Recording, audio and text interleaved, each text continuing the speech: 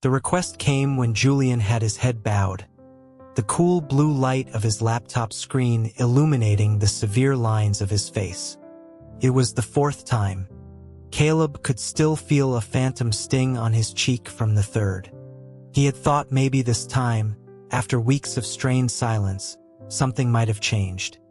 He asked if Julian would just let him get close, just for a moment, explaining that his cycle was starting and the ache was becoming unbearable.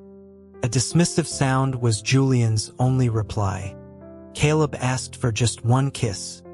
The slap that followed was sharp and immediate, echoing in the cavernous silence of their penthouse apartment. Caleb tasted blood, a familiar bitterness. He decided then that if Julian laid another hand on him, he wouldn't hold back anymore. He was an enigma after all. He straightened up, his tongue probing the inside of his swollen cheek, and let his gaze drift over Julian's profile, a study in cruel perfection. He was his husband. A mark was his right. The moment Julian glanced up, Caleb launched himself forward, aiming for the vulnerable line of his neck, for the gland hidden beneath the skin. He caught a fleeting scent of cedarwood and bergamot before a powerful kick sent him sprawling across the polished marble floor. A sharp pain bloomed in his ribs. Julian's voice was laced with contempt as he asked if Caleb was some kind of animal. His expensive dress shoe came down on Caleb's already smarting cheek, pinning his head to the cold floor. From this angle, Caleb had an impeccable view of Julian's long, powerful legs, the fine wool of his trousers pulled taut against his thighs. His gaze was perhaps too brazen because the pressure on his face increased. The icy feel of the leather sole combined with the throbbing pain was a dizzying, exquisite torment. He licked his lips, his tongue darting out to trace the glossy tip of Julian's shoe. He breathed out that Julian was certainly solid, his voice a husky whisper, heavy with implication. He knew that no matter how detached Julian acted, a 100% biological compatibility was a lure that couldn't be ignored. He saw it then, a flicker in Julian's control. The man's throat worked, his pupils dilating for a fraction of a second before his composure snapped back into place. Julian abruptly crouched, his fingers digging into Caleb's jaw before he struck him again. A hard, open-palmed blow. He was a monster, treating Caleb like something less than human. When Julian finally stalked away, there was a tremor in his powerful frame, a frantic energy as if he were fleeing a disaster. Caleb took a small, pained satisfaction in knowing he could still get under his skin. He laboriously pushed himself up from the floor, his cheeks burning. The damage was likely spectacular, but it was nothing he hadn't endured before. As long as Julian didn't permanently cripple him, he'd take whatever scraps of attention he could get. He moved with practiced ease to Julian's walk-in closet, gathering a pile of discarded shirts and sinking into them. While burrowing into the fabric, he started a video call with his best friend, Leo. He told Leo, his voice muffled by a silk button-down, that he was beginning to doubt his own designation. He lamented his inability to overpower a single alpha. He held up a suppressant injector, the needle glinting under the recessed lighting, before plunging it into his thigh. The feverish heat in his blood began to recede. Leo's voice crackled through the phone speaker, remarking that it sounded like Caleb had been disciplined by his husband again. He reminded Caleb that he had warned him about pursuing such a glacial, untouchable man, especially an alpha. He pointed out the obvious societal truth that no self-respecting alpha wanted to be marked and collared. Caleb knew Leo was right, but he didn't want to hear it. He was infatuated, hopelessly so, a fact that had led him to propose marriage the moment he heard Thorne Industries was on the brink of collapse. He had spent a fortune bailing the company out, and in return, he hadn't even been allowed to hold his husband's hand. He complained that the abuse was escalating, that Julian had used his feet this time. He angled the phone's camera to show Leo his bruised and swelling face, a trophy of his latest failure. Leo clicked his tongue in sympathy, chiding him for allowing himself to be treated this way when he was supposed to be the apex predator. He suggested Caleb should just take what he wanted by force, that once the deed was done, Julian would have no choice but to accept it. Caleb inhaled the lingering scent of cedarwood on Julian's clothes, a poor substitute for the real thing. He confessed that he couldn't bring himself to fight Julian for real, that he was stronger than he let on. He admitted he was afraid of hurting him, afraid of breaking the fragile, violent truce that defined their marriage. If that broke, he would have nothing. Leo sighed, telling Caleb he couldn't keep talking because his own partner was coming home. He advised Caleb to be careful and not get himself seriously hurt. He added that if things got too bad, divorce was always an option. Caleb was a Hayes, after all. He could have anyone he wanted. Caleb murmured an agreement and ended the call. As he tossed his phone aside, an alert blared from the screen. A tracking app he'd installed on Julian's phone.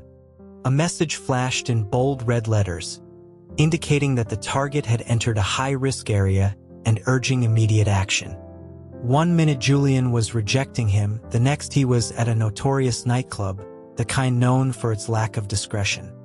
All the bruised yearning in Caleb's chest curdled into a cold knot of dread. He scrambled out of the pile of clothes, grabbed a jacket, and sprinted from the apartment. Driving recklessly through the glittering city streets, he was assaulted by a memory of the first time he'd seen Julian. It was at a similar club.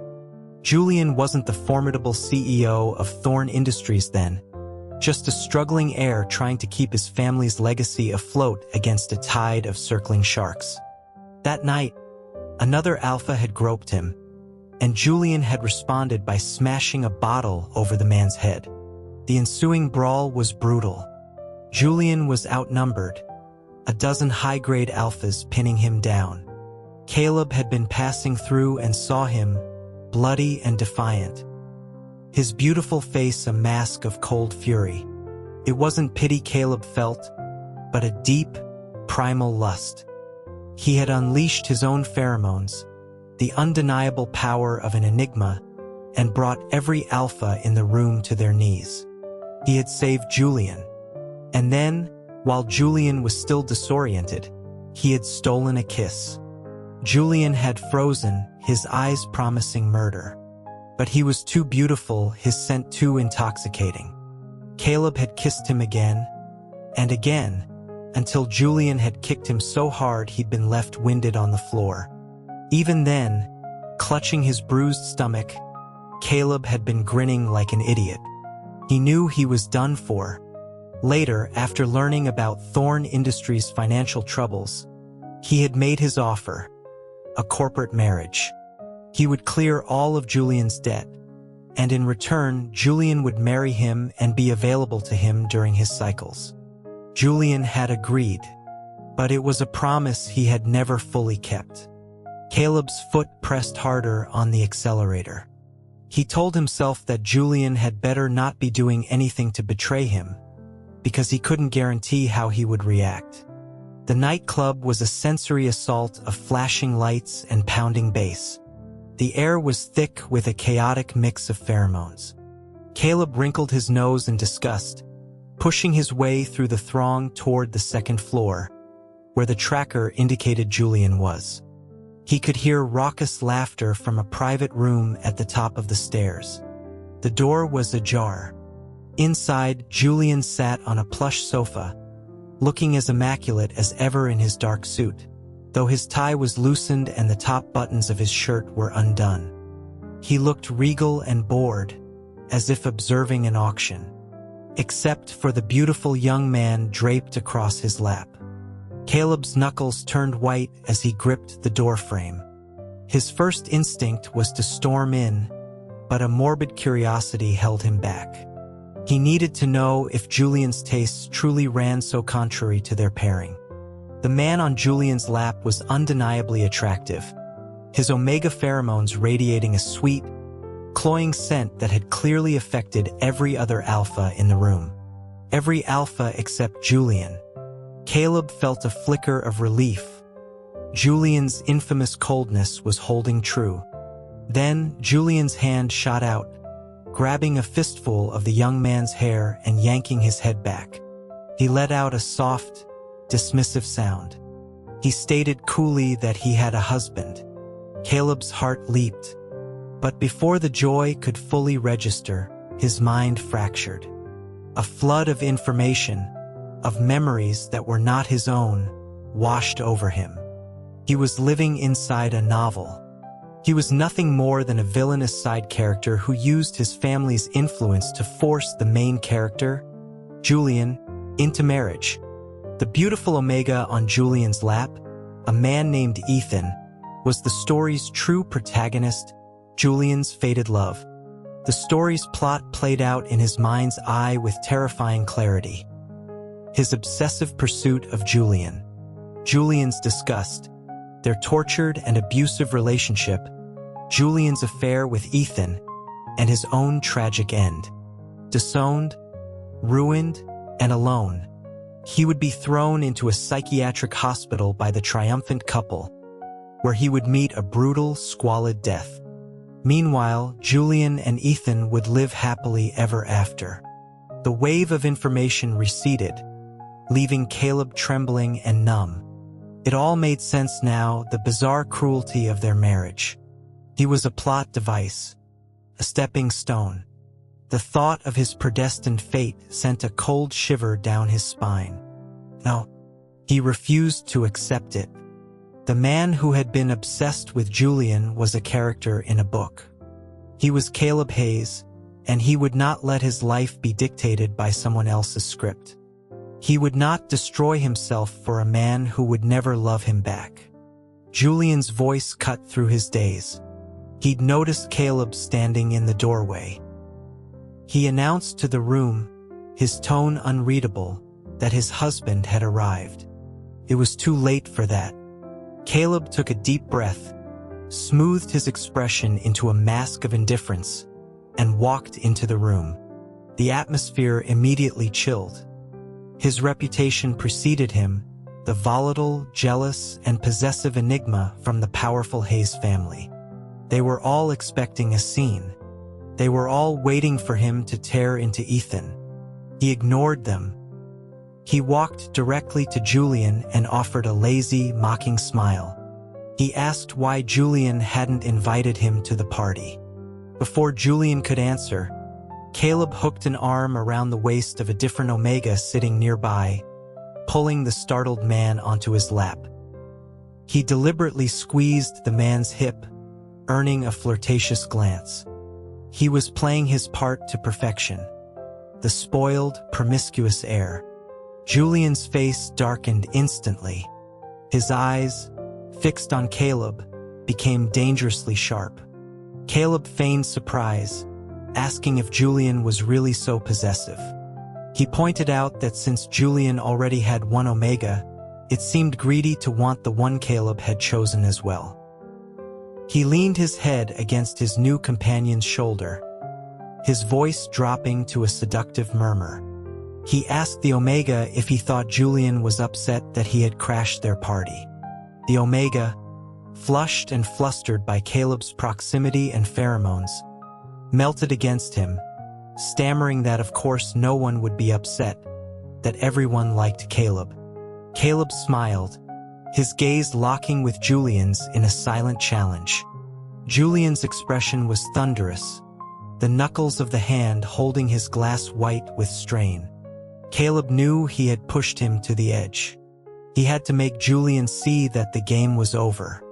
The marriage was over. Julian finally spoke, his voice a low, cold.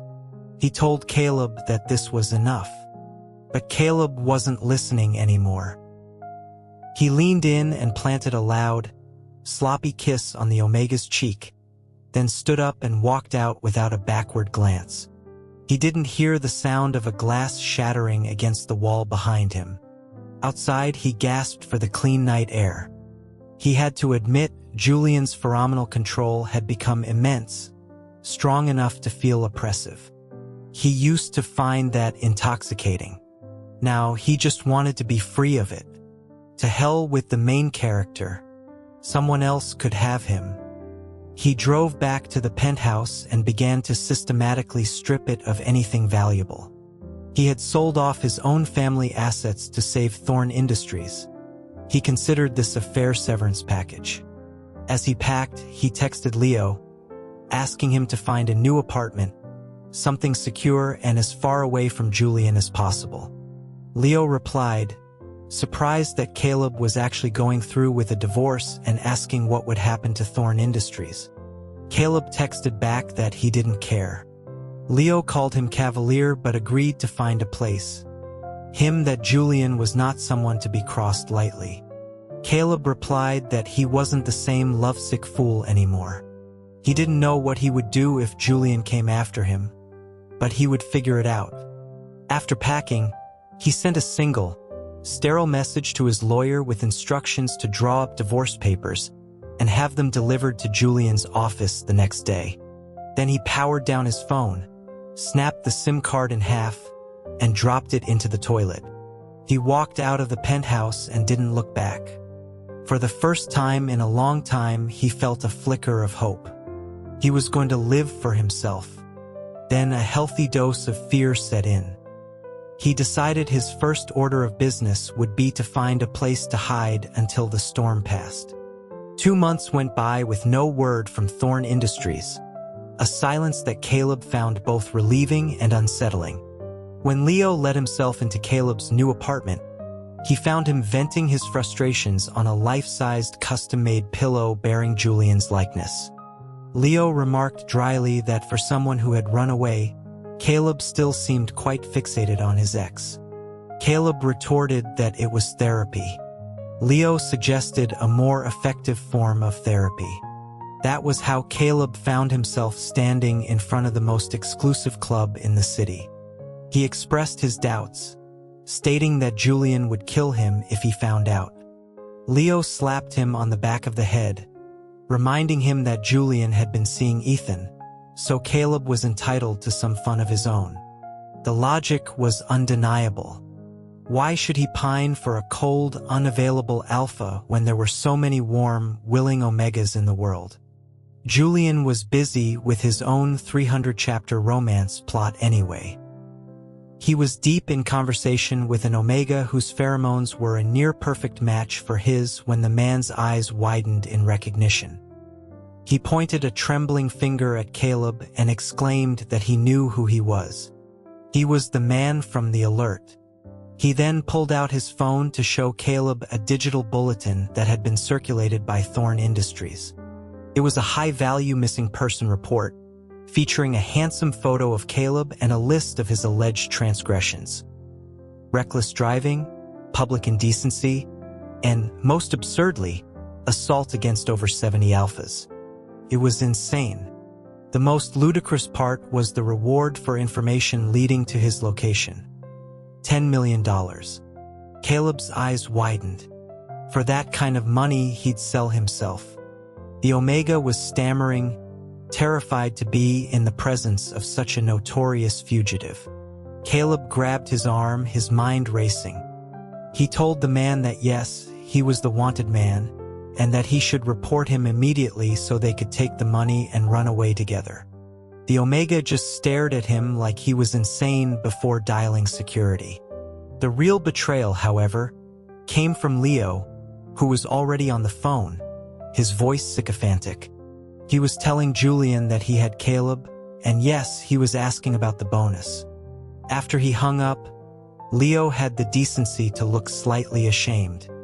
He apologized, explaining that Julian's offer was too good to refuse. It wasn't just the 10 million. Julian had offered to double it. Just then, Caleb's phone, which he'd turned back on for emergencies, buzzed with a proximity alert from a new tracking app he didn't recognize. Julian. He bolted for the door, only to run straight into a solid wall of muscle. The familiar scent of cedarwood and bergamot enveloped him. Julian was here. He looked up into his husband's eyes, which were dark and stormy, flecked with a dangerous red. Julian's voice was a low growl as he asked Caleb why he had stopped running. One of his hands clamped around Caleb's waist. The other tilted his chin up, forcing eye contact. Julian demanded an explanation for why Caleb had run, why he'd filed for divorce, and why he was with another Omega. The last few words were bitten off, full of a rage so profound it bordered on anguish. Caleb thought he must be hallucinating to see something that looked like hurt in Julian's eyes. He started to stammer an excuse, but Julian cut him off, hoisting him over his shoulder like a sack of flour. Caleb yelled and beat his fists against Julian's back, but it was useless.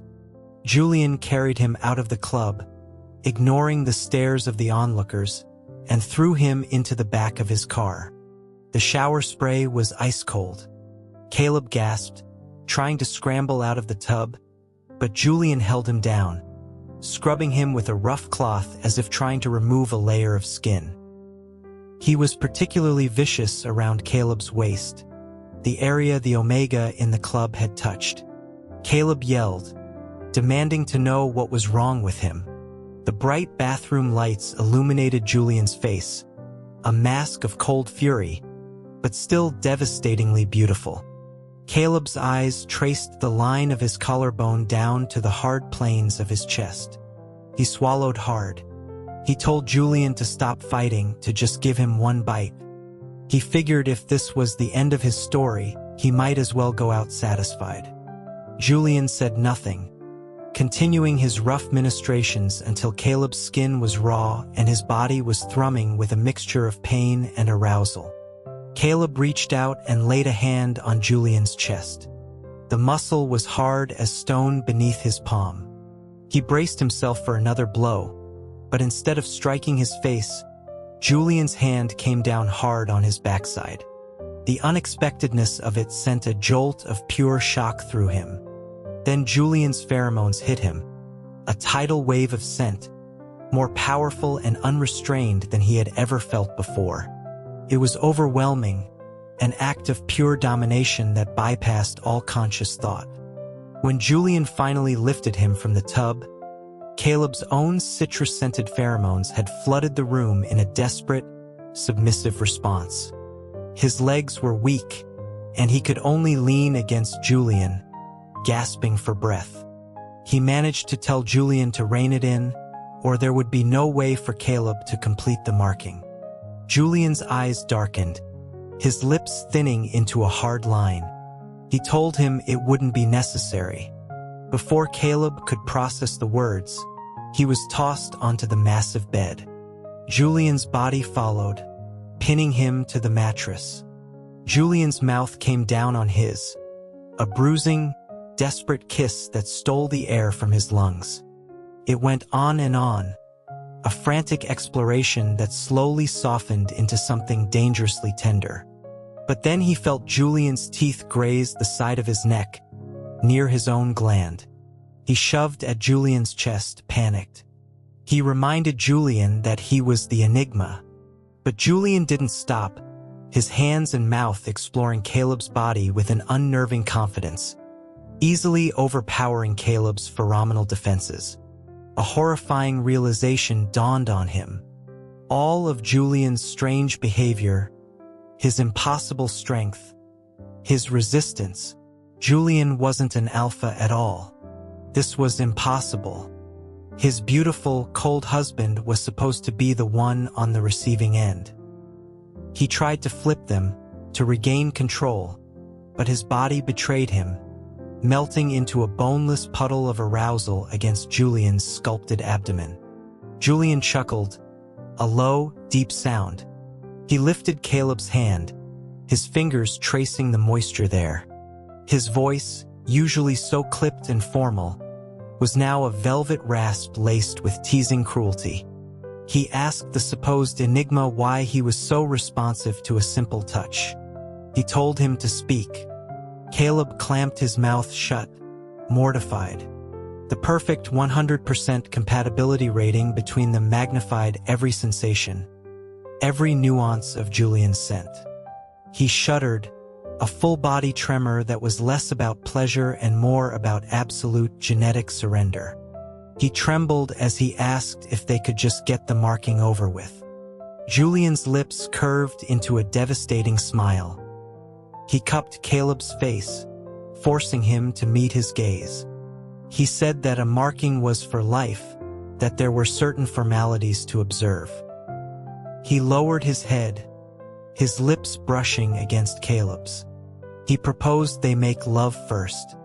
Caleb woke up feeling like he'd been run over by a truck. He turned his head and saw Julian sleeping peacefully beside him. In repose, he looked almost angelic. It was a face that could make a man forgive anything, even being forcibly marked. But he was supposed to be someone else's. He was Ethan's. A surge of impotent anger rose in Caleb, and he leaned over and bit Julian's bare shoulder, leaving a clear imprint of his teeth. Julian woke with a pained hiss, asking if Caleb was a dog.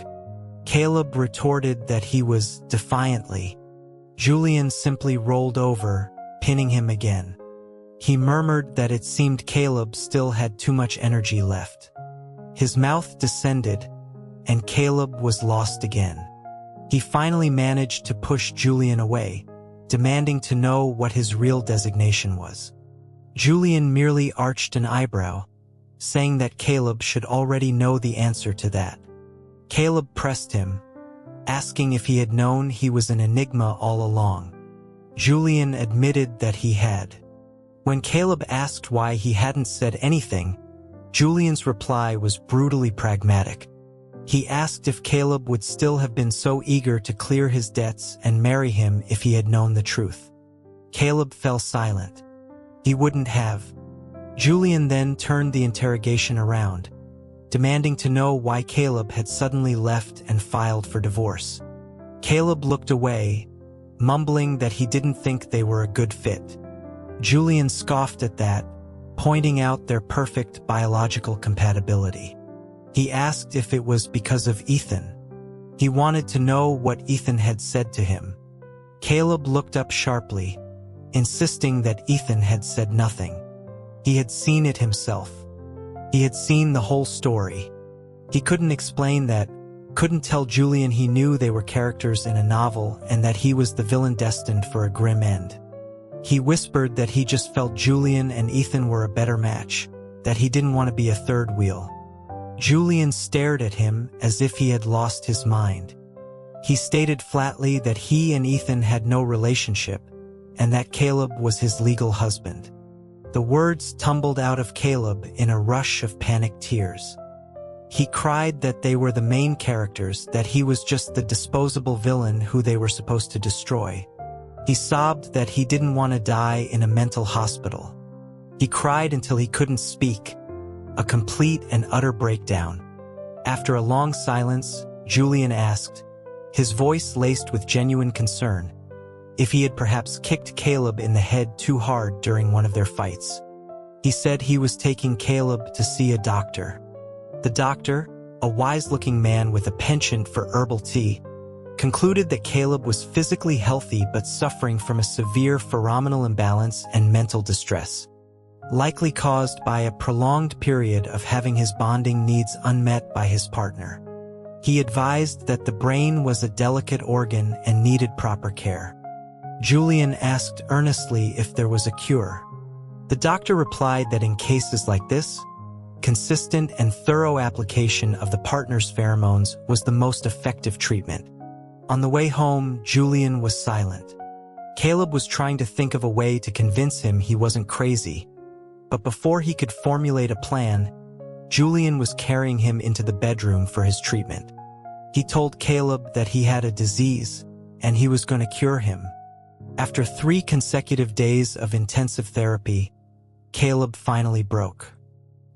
He demanded to know what had happened to the old Julian, the one who couldn't stand to be touched. Julian, pausing his ministrations, admitted quietly that it wasn't that he didn't want Caleb. He had been afraid that Caleb would hate him for marking him, for taking control. Caleb pointed out that his rejection had been far more painful. It was then that Caleb understood. Julian's cruelty hadn't been about hate. It had been about fear. He asked why Julian had to be so violent. Julian looked down, a flicker of something unreadable in his eyes, and asked if Caleb hadn't enjoyed it, even a little. Julian returned Caleb's phone, now with a new, more advanced tracking app installed. He explained that this one had real-time location, audio surveillance, and even remote control features. Caleb realized with a jolt that Julian had known he was being monitored all along. He asked why Julian had gone to the bar that night. Julian admitted he wanted to see if Caleb would get jealous. Caleb was speechless. He asked why Julian had let Ethan get so close. Julian said he knew Caleb was watching and wanted to see if he would get angry. He asked why Julian had ignored all his calls and messages after he left. Julian smiled, a slow, predatory curving of his lips, and uttered two words: calculated indifference. Caleb finally saw Julian for what he was.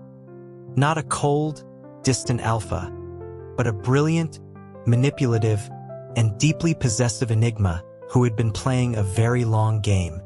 After their reconciliation, Leo disappeared for a while, claiming he didn't want to be a third wheel but clearly afraid of Caleb's retribution. Caleb didn't plan on holding a grudge. In a twisted way, Leo's betrayal had forced the resolution they both needed. A few weeks later, a tentative text message appeared. Leo was asking if he was still in trouble. Caleb told him to get lost, and a series of groveling apologies followed. Julian's voice from behind him made him jump. He asked who Caleb was texting. Caleb dismissed it as just some idiot, setting his phone aside. Julian wrapped his arms around him from behind, resting his chin on Caleb's shoulder. He inquired about the nature of this idiot. Caleb explained that it was the kind of fool who would sell out his best friend for a couple million. Julian agreed that sounded quite idiotic indeed. Then Julian mentioned a new software he was developing, a relationship simulator. Caleb was intrigued. Julian leaned in close, his breath warm against Caleb's ear, and whispered a few of its more explicit features. A hot blush spread across Caleb's cheeks. He asked if the software was decent. Julian just smiled and said he'd have to try it to find out, pulling him toward the study. Caleb protested that it was the middle of the day. Julian replied that he would just draw the curtains. 3 months later, a follow-up visit to the doctor revealed that Caleb's illness was improving but not entirely gone. The doctor theorized that the trauma of their past encounters had left Caleb with a subconscious fear of being completely vulnerable to his partner, even during intimacy. Julian took the news stoically and, in an uncharacteristic move, cleared his schedule for the foreseeable future to stay home and help with Caleb's convalescence. One afternoon, as Caleb was watching TV, he saw Julian at his desk, working. He looked softer in his gray loungewear, more approachable. Julian suddenly called his name, asking him to come and rub his shoulders. Caleb grumbled, asking if Julian didn't have his own hands. Julian replied without looking up that his hands were busy doing something more important, making money to support him. Caleb couldn't argue with that. He went over and began kneading the tense muscles in Julian's broad shoulders.